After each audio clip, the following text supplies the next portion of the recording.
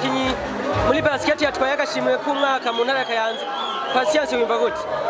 Je numva nishimye byose biva mu bikorwa umuntu yakoze. Ku bijanye n'ihiganwa ubona bategura ni kihe kintu ubona bashimye, ni kihe kintu ubona bagaye, ni kihe kintu wumva bokongera ko mwaka ukurikira?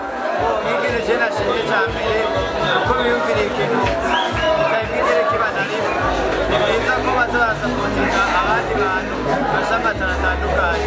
Natwe muri basket tubimenyereye nk'ibi kandi nashimye kuko batunganye. Hama ikindi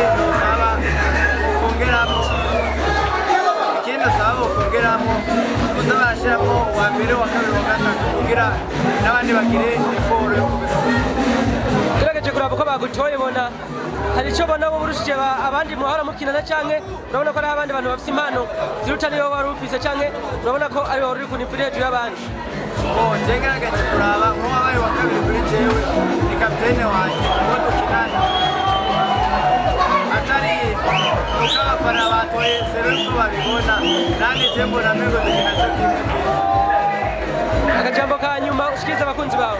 Akajambo ka nyuma ushikiriza abakunzi, nashimye cyane ko numwantoye, nashimye ko urukundo banyeretse nanjye ngiye kugira eforo kugira nawe ndabereke ko icyo bashimiye ari icyo.